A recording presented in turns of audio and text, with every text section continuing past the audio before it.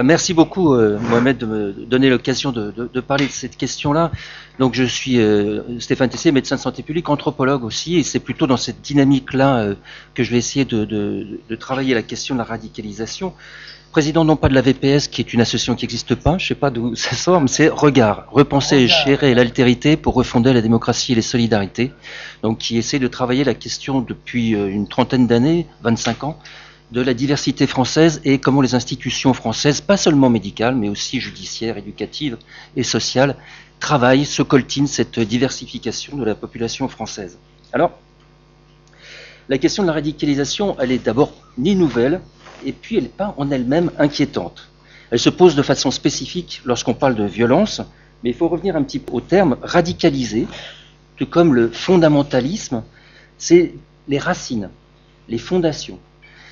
Est radicalisé ou fondamentaliste une personne qui s'en tient aux éléments fondateurs, racinaires d'une idéologie et refuse d'en percevoir et accepter les évolutions ou les interférences avec d'autres idéologies qui sont différentes.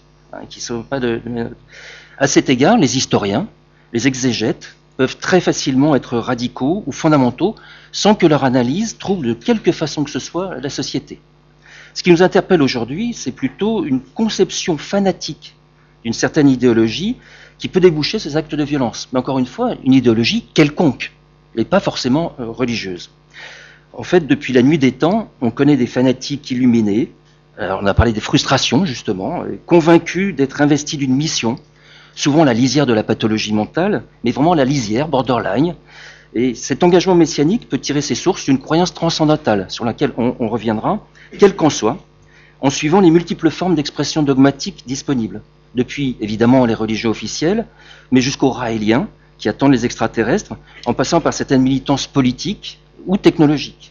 J'ai mis ici un exemple au Brésil, à Belo Horizonte, l'hôpital Spirit André Luiz, on opère les patients, et puis à côté, dans ce service de l'hôpital, qui est financé par la sécurité sociale ou par les entreprises privées comme Peugeot ou Citroën, on fait tourner les tables.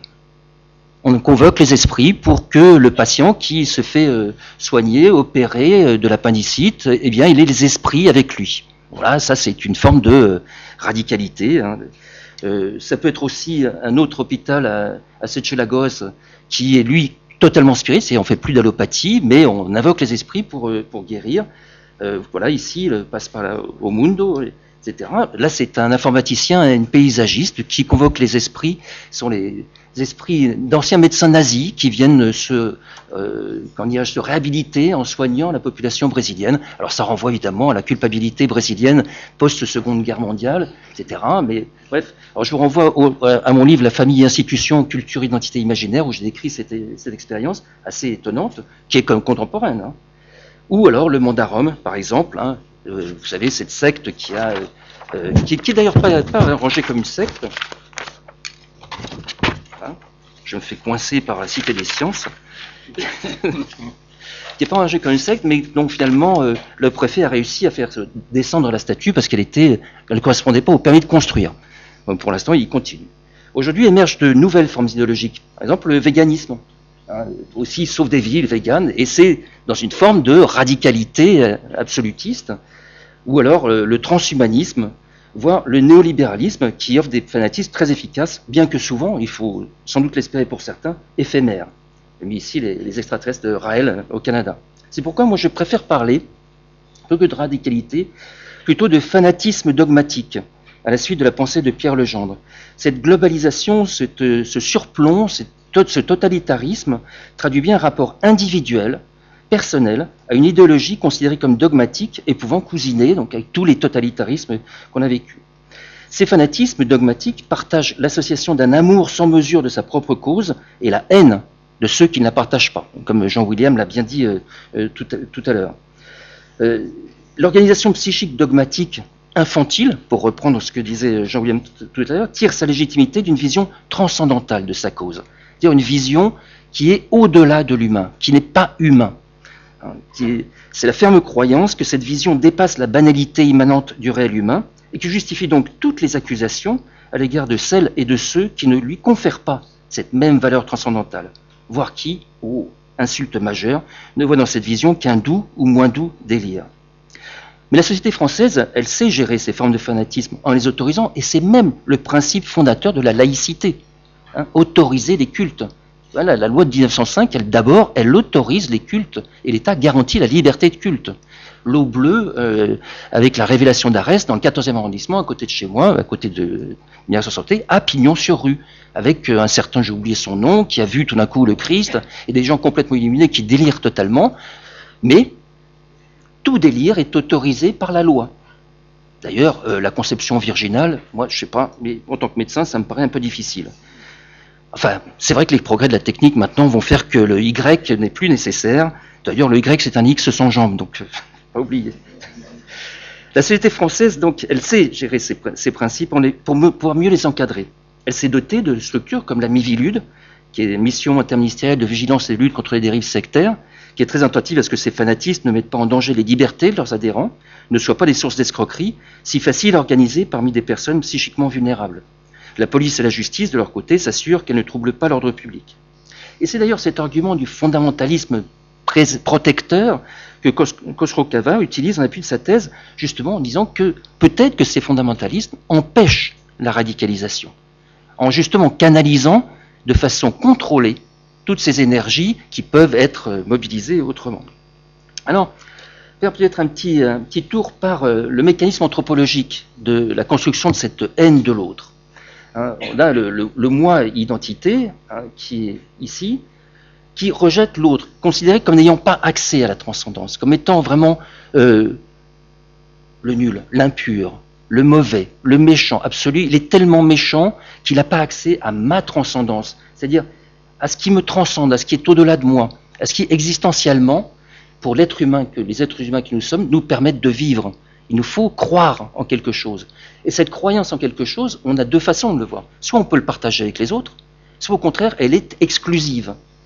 Et ceux qui ne le partagent pas, eh bien, n'y ont pas droit. Et ce rejet et cette violence vont en elles-mêmes renforcer cette croyance que cette transcendance, elle est uniquement pour moi, et moi seul. Et c'est là où tout le piège se joue. Parce que si c'est que pour moi qu'il y a cette transcendance, eh bien, l'appartenance au groupe, ça devient inquestionnable. Nous partageons cette même transcendance et les autres sont les ennemis absolus. Hein? J'ai donc, comme c'est de là-haut que ça vient, j'ai donc un pouvoir de vie et de mort sur ces autres qui ne partagent pas cette même transcendance. Et ce cercle psychologiquement délétère, dont on a vu ce matin un petit peu les origines, identité, transcendance, refoulée de l'autre, violence, va s'auto-entretenir en permanence. En permanence.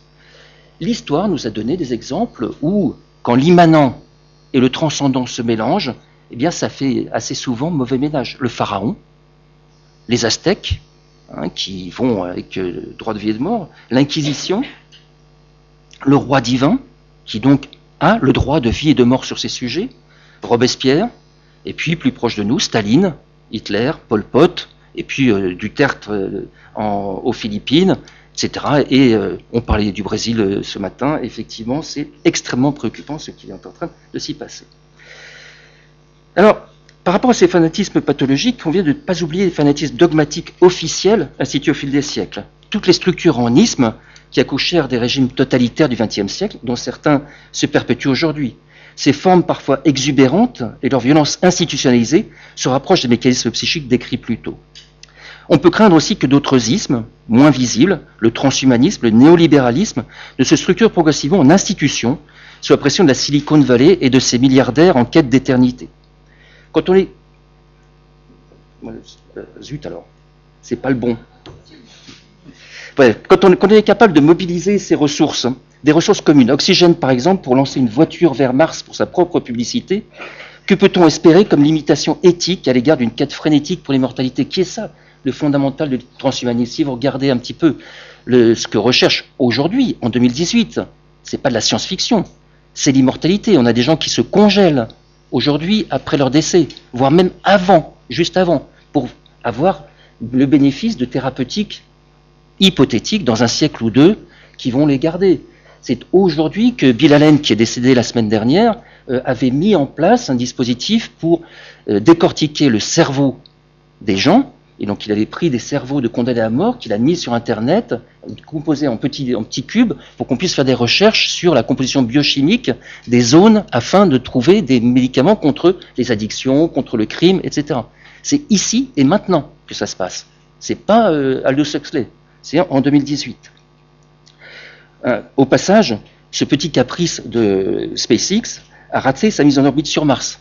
Et malgré le blackout de sa société sur la trajectoire, parce que j'ai essayé de me renseigner, où elle est cette bagnole maintenant, on la voyait sur Mars, elle est où?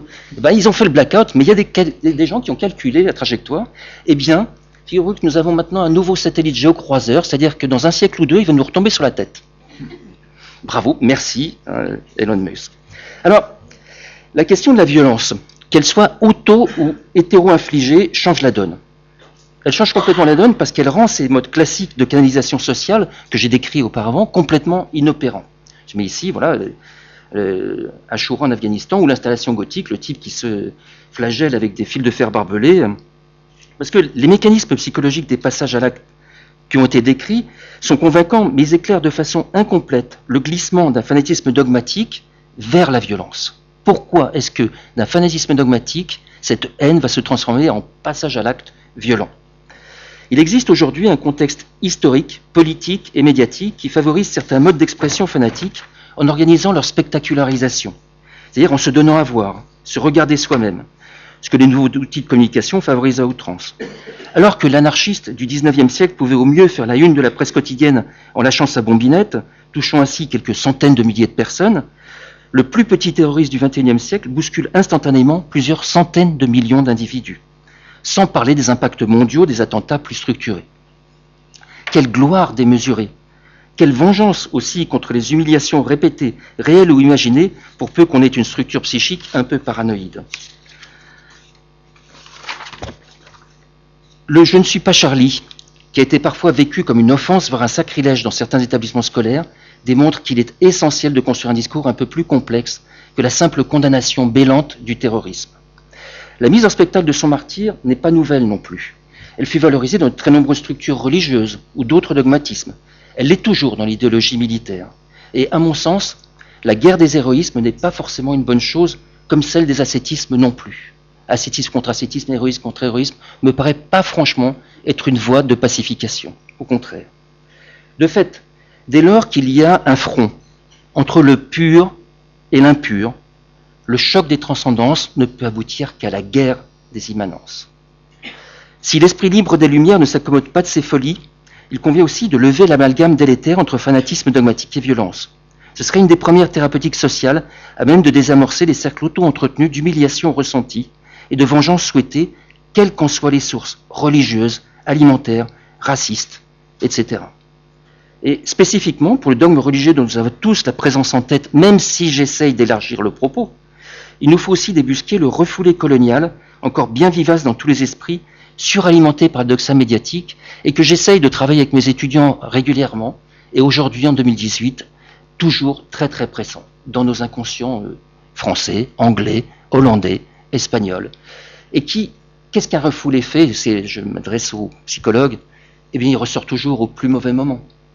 Lorsqu'il y a un conflit, lorsqu'il y a humiliation, lorsqu'il y a angoisse, c'est pour ça que les services des urgences des hôpitaux sont submergés de telles problématiques.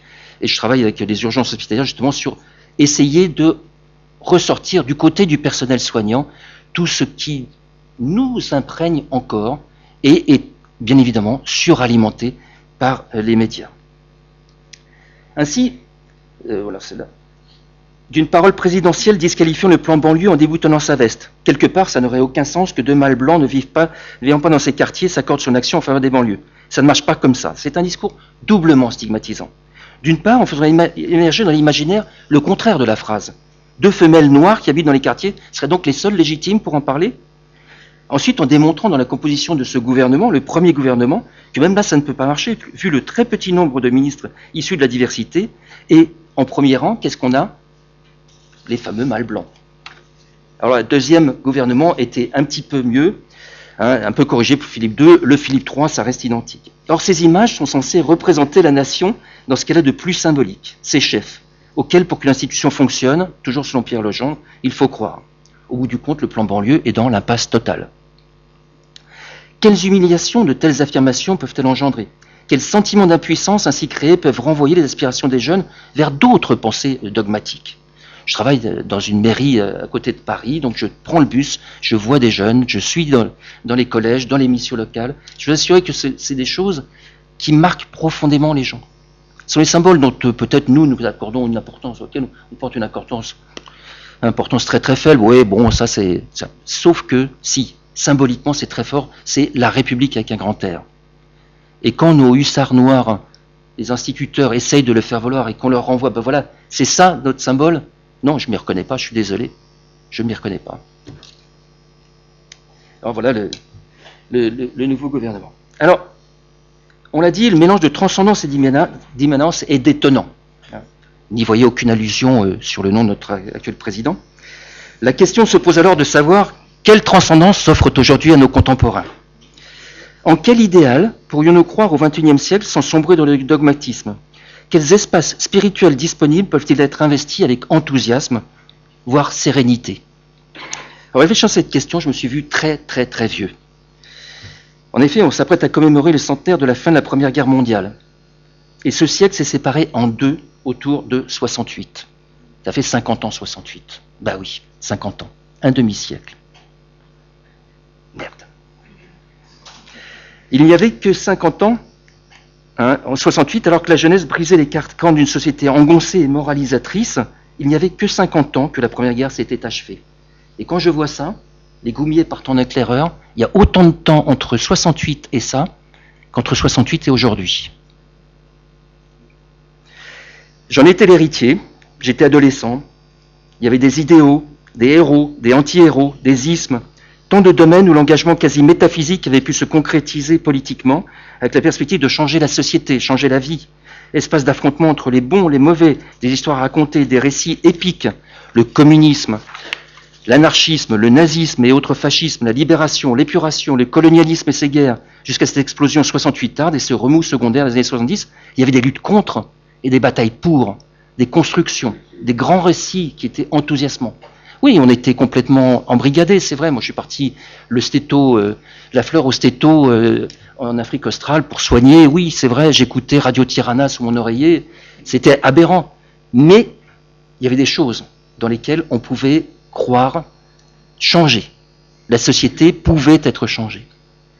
Depuis 68, qu'est-ce qui s'est passé? Le communisme s'est effondré. Les décolonisations ont été un peu décevantes. Et paralysés par le no alternative thatchérien que j'ai bien mis en haut, les combats sociétaux se sont recentrés sur des luttes particulières, de particularisme, certes intéressantes, importantes, la lutte contre le racisme, touche pas à mon pote, la lutte contre l'homophobie. Enfin, quand même, quel discours était capable de galvaniser les foules, de mobiliser autour de véritables choix de société? La construction européenne, pourtant formidable projet de ces 50 dernières années, a été tellement bureaucratisée qu'elle s'est rendue invisible, voire perçue comme nuisible avec le Brexit, etc. Plus de grands récits fédérateurs entre pour et contre. Bien sûr, il faut pas nier de ces 50 dernières années, depuis l'OAS jusqu'au détournement d'avions, en passant par Action Directe, la bande Abadère, les Brigades Rouges, cette période n'a pas été dénuée d'actions violentes, mais il existait des boussoles qui permettaient de s'orienter et de leur donner un sens. L'effritement de ces repères, associé à un repli de consommateurs individuels face à son écran, ont engendré un état d'anomie collectif, qui ont permis l'émergence, cet émiettement de mouvements particularistes, les antispécismes, les alternatifs, les anti-vaccins, etc.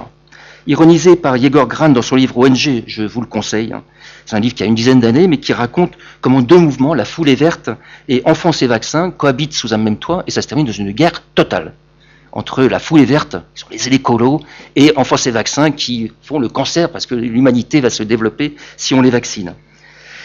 Dans ce cadre d'anomie, l'islam, peut-être à son corps défendant, offre en particulier aux adolescents un support d'engagement rebelle contre la normativité. Pratiques, vêtements, interjections forment un corpus identitaire qui attire, stimule, forme engagement, rempart contre le mal-être engendré par ce vide. On voit dans les écoles, dans les collèges, des non-musulmans faire le ramadan. Le voilà sur la tête de ma mère, la Mecque dans le bus, c'est personne qui est musulman qui va le dire, c'est tout le monde. Et tout le monde. Donc finalement, il y a un corpus identitaire qui se structure et qui fait sens, un peu comme les trotskistes dans les années 70 68. Du coup, Avant de parler de violence radicale, les questions précédentes peuvent être formulées différemment. Ne s'agit-il pas plutôt de réconcilier la modernité avec une certaine forme de vie psychique, pas forcément religieuse, en identifiant des modes de spiritualité 3.0, potentiellement efficients pour gérer les angoisses existentielles propres à l'être humain, sans pour autant le robotiser, ce que justement la Silicon Valley veut faire, ou l'anesthésier. Peut-être les deux vont ensemble. Vaste question, alors même qu'Internet est mis à profit pour apporter des outils thérapeutiques en santé mentale, dont la pertinence en usage solitaire est quand même très contestée. Qu'est-ce que le clavier peut éventuellement apporter comme aspiration existentielle? La transcendance virtuelle peut prendre des formes dogmatiques elle-même, qu'il est difficile de contrôler. Elle s'insère dans les moindres espaces de notre vie intime, immanente. Plus aucun secteur de la vie quotidienne n'est protégé de l'invasion du numérique, commercialisé jusqu'à la fourchette, la brosse à cheveux connectée. En elle-même, la question numérique s'affiche comme un envahissant dogmatisme prôné par les fameux GAFAM, à la limite, mais je mets un point d'interrogation, à la limite du fanatisme. À les entendre, hors du numérique, point de salut, et ce, en toute transparence organisée. Je trouve que ce dessin va bien au-delà de la seule critique du dévoilement. Il met en scène les nouvelles liturgies que le numérique nous propose ou nous impose. À l'égard du transcendant, Internet favorise toutes les formes de rassemblement, de regroupement entre personnes partageant la même vision. On sait qu'il n'y a pas d'entre-soi plus fermé que sur le web et les réseaux sociaux. Lorsque la réalité concrète oblige à des croisements, pas forcément souhaités ni agréables, dans le métro, dans le bus, etc., mais qui structurent la tolérance, l'acceptation de l'autre, de la différence, les algorithmes de la virtualité permettent de soigneusement les éviter derrière son écran. On s'en prémunit.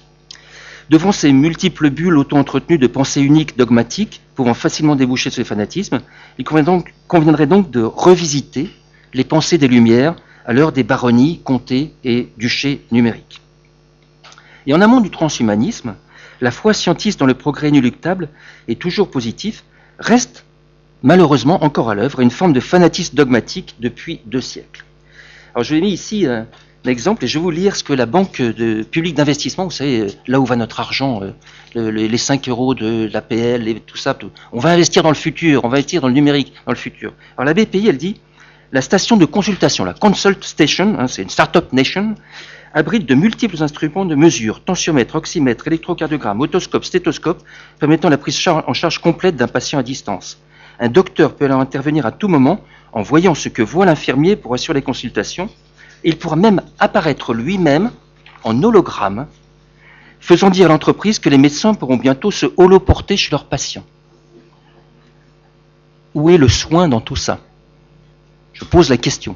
Où est le soin, cette captation de la souffrance humaine qui exigeait une relation interpersonnelle? Ainsi, au bout du bout, le support informatique reste du matériel qui manque singulièrement de magie, de mystère, de chimie. Les propos précédents montrent bien la déshumanisation à l'œuvre, la neutralisation sensorielle de toute souffrance, naguère encore tout simplement et banalement humaine. Pour vous angoisser de l'existence que nous sommes, pauvres humains, la science est en effet décevante dans son doute permanent et son refus de l'inexplicable. Pourquoi moi? Pourquoi aujourd'hui? Pourquoi de cette façon? L'humain pose toujours des questions agaçantes, et ce, depuis la nuit des temps, tente d'y apporter des réponses. Mais pas la science, du moins depuis qu'elle essaye de se débarrasser de ce fanatisme dogmatique. Dans certains domaines, comme l'astrophysique ou la physique quantique, les notions deviennent tellement contre-intuitives qu'on peut les penser comme magiques. Et de fait, les dogmatismes de tout poil ne se privent pas de convoquer ces dimensions quantiques ou de trous noirs pour démontrer, je mets des guillemets partout, la pertinence de leur analyse transcendantale. Ils sont si nombreux sur le web qu'on ne peut s'empêcher de penser une nouvelle forme de spiritualité paranoïde, ce que la science nous cache, quasiment dans une posture de schisme à l'égard d'un discours normalisé. Je me souviens d'avoir assisté à la présentation de l'anthroposophie dans le grand amphithéâtre de l'UNESCO, avec justement la convocation du quantique, du mondial, du microcosme et du macrocosme, dans un ésotérisme absolument délirant, mais qui avait l'onction de l'UNESCO. Comme dans toute civilisation de l'émotion, parvenir à donner encore envie aux foules de se galvaniser tout en les protégeant des fanatismes dogmatiques dangereux. Quels sont les moyens qu'on peut essayer de trouver pour les protéger de ces fanatismes dogmatiques? Est-ce que la frénésie des Coupes du Monde de football, des passages de Tour de France, etc., mondialisés, la mondialisation non éduquée? J'étais au fin fond de ces îles d'Indonésie cet été. Ah, vous êtes français? Je le dis en français, c'était en anglais. Kylian Mbappé, N'Golo Kanté, super, hein? Au fin fond du fin fond du fin fond. Je me dis, mais qu'est-ce qui se passe? Où allons-nous? Est-ce que ça représente des véritables spiritualités comme on l'a entendu? Ces communions semblent en réalité plus relever d'une appartenance hystérisée que d'un accès au transcendant qui répondrait aux besoins magiques et mystérieux. Et surtout, incapable d'apporter une réponse satisfaisante au mystère d'être là. Ne serait-ce que celle fataliste d'Albert Camus, il faut imaginer Sisyphe heureux. Mais si cette quête de réponse était laissée vaine, si cette quête de réponse était laissée à la liberté d'écrire tout et n'importe quoi sur le net sans former, éduquer, comme il était dit tout à l'heure, les individus à l'esprit critique voltairien, il faut savoir que la nature a toujours horreur du vide. Et entre les fanatismes dogmatiques religieux et ceux du monde 3.0, je ne sais lesquelles sont les plus violentes, voire les plus périlleuses à long terme pour nos sociétés humaines. C'est pour ça que j'ai remplacé God par GAFA sur le billet de $1. In GAFA we trust. Merci beaucoup et faites attention en levant la tête.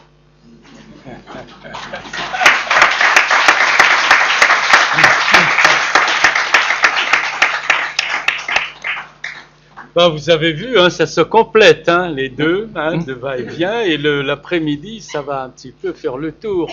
Alors on continue, hein, de quelles questions, hein, et puis après, aux deux intervenants vers la fin. Docteur Annette Claveau de Migration Santé, qui va nous poser une question. Non, moi je voudrais juste réagir sur ce que vous avez dit en dernier, au fin fond de l'Asie, on sait qu'il y a un bâté, tout ça. Non mais, au fond, pourquoi pas? Moi je dis pourquoi pas que le monde entier, avec ce qui se passe, enfin le fait qu'on a toutes les infos en 2 minutes dans le monde entier, pourquoi pas? Je ne vois pas en quoi c'est négatif. Donc j'aimerais bien avoir votre avis. Pourquoi c'est négatif? Ça me rappelle le processus colonial des années 30, où il fallait que tout le monde pense à ce que pensait la métropole. C'est... Deux idées qui se valent, mais une troisième Maintenant, le fait est là. Le fait est là. Mais il faut comprendre aussi ce que ça peut engendrer dans les psychismes de ces personnes, au fin fond de l'Indonésie. Il n'y avait pas Dupont et Dupont dans l'équipe de France. Il y avait Mbappé. Il y avait Bécassine, Bécassine chez les Turcs. Alors, on commence à vous connaître maintenant. Hein. Dis-nous votre nom, parce que vous savez, j'entends pas bien. Je pense que pour le colloque, ça va être une intervenante. Ah, bah bien sûr. Docteur Chemin. Docteur Chemin. Docteur Chemin, psychiatre, je vous ai inscrit pour le colloque. Voilà, donc votre intervention. Pour mon parcours, j'ai beaucoup travaillé en Afrique, j'ai beaucoup travaillé aux urgences psychiatriques de Paris, et maintenant je travaille dans les institutions dans le domaine du handicap.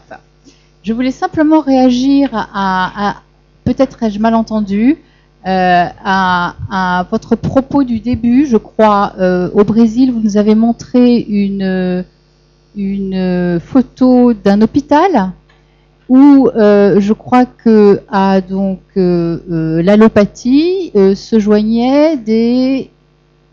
Qu'est-ce que vous aviez dit? Des trucs spirituels ou je sais pas quoi? Pas spirituel, spirit. Du spiritisme. Spirit. Je voulais vous donner mon expérience, moi, africaine, où j'ai exercé donc la psychiatrie en Côte d'Ivoire. Alors, nous avions effectivement tout un panel de neuroleptiques qui stabilisaient nos schizophrènes, nos psychotiques, etc. Mais ça ne suffisait pas pour réintroduire le patient dans sa cité où il y avait aussi un travail à faire. Et ce travail, et justement, c'était une acceptation, d'avoir un pardon par rapport aux actes qu'il avait posés au village, notamment, parce que, pour faire court, le prix d'un neuroleptique, à peu près d'un traitement neuroleptique pour un psychotique qui fait par exemple une bouffée délirante aiguë, équivaut à la moitié du salaire d'un chef de famille. Voilà. Donc, non, mais la psychiatrie n'est pas concernée là dans cette hôpital. Non, mais ce que je veux vous dire simplement, c'est que le fait on faisait rentrer justement le chef du village dans notre hôpital pour qu'il y ait aussi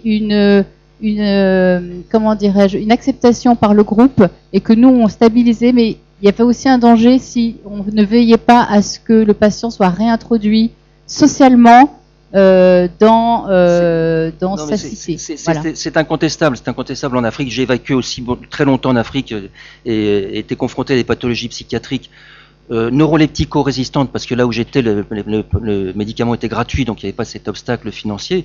Merci l'Afrique anglophone, où on a quand même plus de moyens thérapeutiques, et qui a été absolument guéri par un médecin traditionnel du Zaïre. Donc réinscrire la pathologie mentale dans son environnement social, culturel et de croyance est fondamental. Ça, là-dessus, je suis tout à fait d'accord. Le spiritisme n'est pas une religion partagée par tous les Brésiliens. Le spiritisme, c'est vraiment une partie de la population brésilienne. Et là, en l'occurrence, c'est du somatique, c'est pas du psychiatrique. C'est du somatique. On fait tourner les tables alors qu'on est en train d'opérer d'un cancer le patient à côté. Donc c'est pas du tout la question. Oui, tout à fait. Très bien. Vous savez qu'est-ce que j'ai fait une fois dans le temps? J'étais jeune comme vous et j'avais des idées un petit peu farfelues, mais il était bonne. J'avais pris 3 tradipraticiens du sud du Mali avec 3 psychiatres ici à Paris. Et c'était passionnant le débat entre les deux savoirs, parce qu'il n'y a pas un savoir mieux que d'autres dans mon petit esprit, il reste toujours. Et mais on peut refaire des expériences avec des tradipraticiens.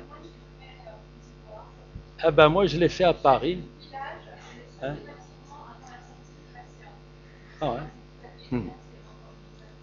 Et moi j'ai recruté le sorcier qui s'appelait Dr Good comme veilleur de nuit. Et je vous assure que ça marchait très bien. Voilà. D'abord, j'ai jamais eu aucun cambriolage, jamais. Donc on peut faire des choses ensemble. J'ai vu un doigt qui se lève de ce côté. Non? Comment? Moi, j'ai essayé d'attirer votre attention sur la modernité, sur ce transhumanisme. Si vous regardez un petit peu, vous creusez un peu ces domaines, c'est très inquiétant parce que c'est ce qui va, comment dirais-je, j'allais dire infecter, mais oui, c'est presque ça, vos iPhones, vos produits. C'est-à-dire que la vie quotidienne va être totalement gérée par ces big data, ces organisations, et la seule solution pour s'en sortir, ça va justement être de se radicaliser dans des oppositions frontales, que ce soit le véganisme, que ce soit l'islam, que ce soit, mais trouver quelque chose qui permette d'être aussi violent que cette injection massive de contrôle social que le Silicon Valley nous prépare. C'est même pas les politiques. Les politiques sont impuissants. Ce sont les commerciaux. Donc, n'achetez pas d'iPhone, coupez votre smartphone. Non, mais c'est vrai.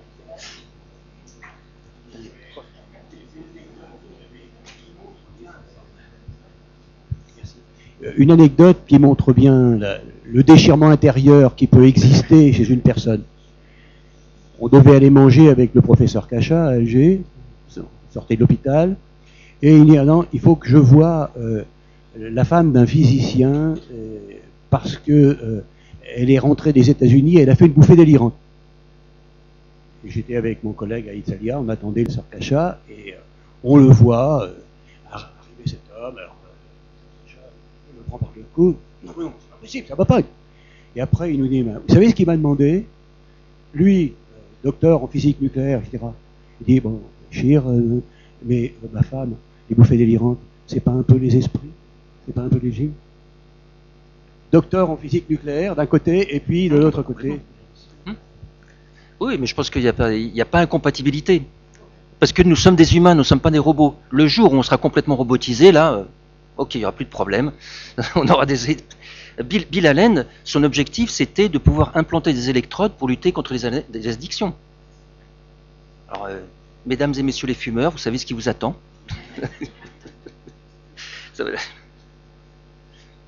Il y a quelqu'un? Non. Ben, je vais vous raconter parce que tout à l'heure, vous m'avez introduit dans le personnel. Et vous savez, moi, je suis né dans la montagne et mon souvenir, et maintenant, je retourne à la nature. Pourquoi? Parce que quand j'étais petit, mon père en avait un verger. Et au coucher de soleil, il y avait une petite source. et on s'assoit. Il me dit, ne parle pas, regarde. Et je reste pendant 1 heure à regarder. Et une fois, je lui dis, mais pourquoi il y a le soleil qui va partir? J'avais 4 ans, quand vous dites. Oh, il m'a dit, c'était notre soleil, mais il va revenir demain. Et depuis ce jour-là, je vis de l'espoir. J'ai l'impression que le soleil m'appartient. Et quand il se lève, je dis, ce l'est pour moi. Et quand il part, il est triste. Donc, finalement, c'est l'éducation, ce qu'on a reçu. Et tout est basé sur l'éducation. Qu'est-ce qu'on peut transmettre aux générations futures? Alors, si on tombe dans ces Silicon Valley et ce virtuel, malheur à ceux qui vont y croire. Eux empêchent leurs enfants d'utiliser toutes les techniques c'est ce que j'ai lu. Et tous les jeux. Bien sûr. Et là, comme j'ai le temps, je suis en train de travailler sur le taoïsme, l'hindouisme, les religions et la philosophie. Croyez-moi que tout ça se regroupe finalement. Il y a une sorte de morale et comment vivre ensemble. Mais quand on dépasse un petit peu les limites, comme vous avez dit, c'est le fanatisme qui se transforme en radicalisme. C'est affreux. Dans toute transgression de l'espace commun, de vivre ensemble, de